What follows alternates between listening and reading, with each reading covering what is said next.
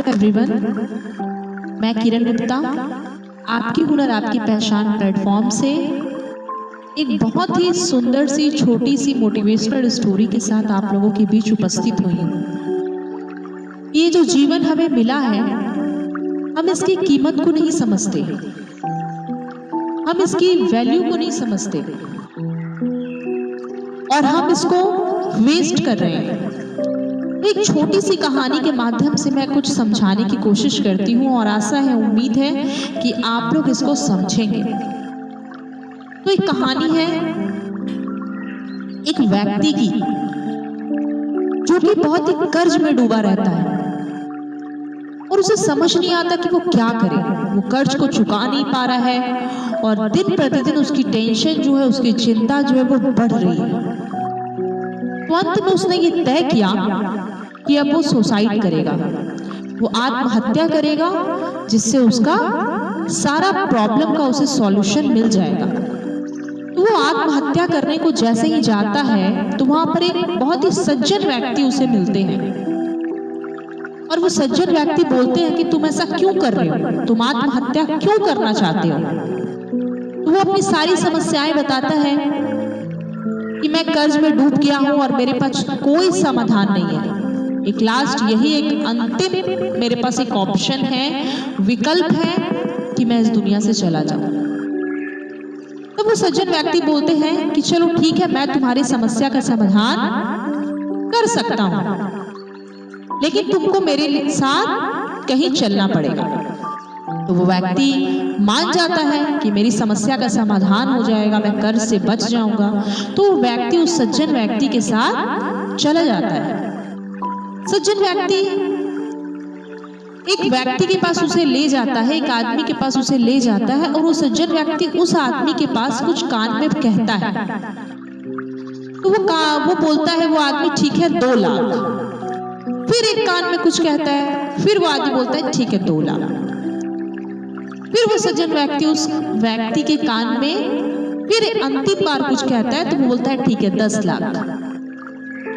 अब ये सारा जो खेल हो रहा है, ये वो जो आत्महत्या करने वाला व्यक्ति था वो सब कुछ देख रहा है और वो कहता है कि ये क्या हो रहा है। तो सज्जन व्यक्ति कहते हैं कि चलो 14 लाख तुम्हारी कीमत लग गई। तो बोला आखिर कीमत लगी कैसे? तो उसने बोला कि तुम तो मरने ही वाले थे, तो मरने से अच्छा था कि तुम्हारी एक आंख की कीमत लगी है 2 लाख, एक आंख की कीमत लगी है 2 लाख और तुम्हारे जो इंटरनल ऑर्गन्स है उसकी कीमत लगी है 10 लाख।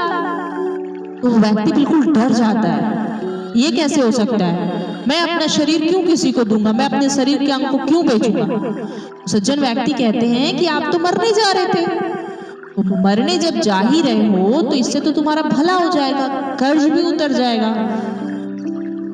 तब उस व्यक्ति को एक झटका सा महसूस होता है कि मैं क्या करने जा रहा था, और वो कहता है नहीं, मुझे नहीं मरना है और ना ही मुझे अपना अंग बेचना है। और वो बिल्कुल घबरा सा जाता है और वहां से निकल जाता है। तो दोस्तों, मोरल ऑफ द स्टोरी, निष्कर्ष इस कहानी की ये है कि हम कभी अपने जिंदगी की कीमत को समझ नहीं पाते। कभी कभी ऐसा सिचुएशन आ जाता है कि हमें ये लगता है कि अंत हमारा यही है, हम अपनी आत्महत्या कर ले, अपने आप को नुकसान पहुंचा ले, उससे हमारा सारा प्रॉब्लम का सॉल्यूशन हो जाएगा। बट ये नहीं होता, ये गलत है।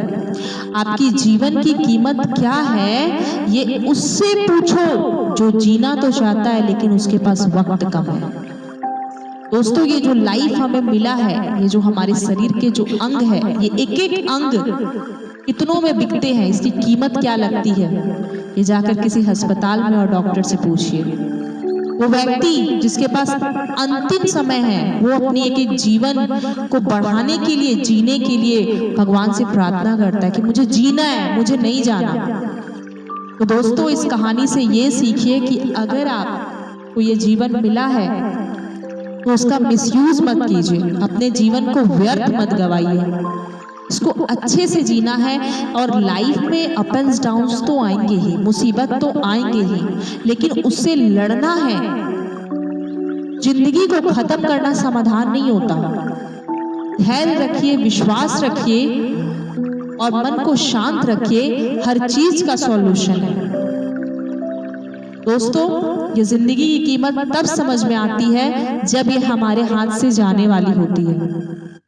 तो हमेशा याद रखना है, अपने जीवन को व्यर्थ नहीं करना है, इसकी कीमत को समझना है।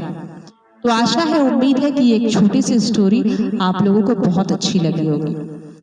अगर अच्छी लगी तो हमारे चैनल को जरूर सब्सक्राइब कीजिए, लाइक कीजिए हमारे वीडियो को और इसी तरह अपना प्यार हमारे चैनल पर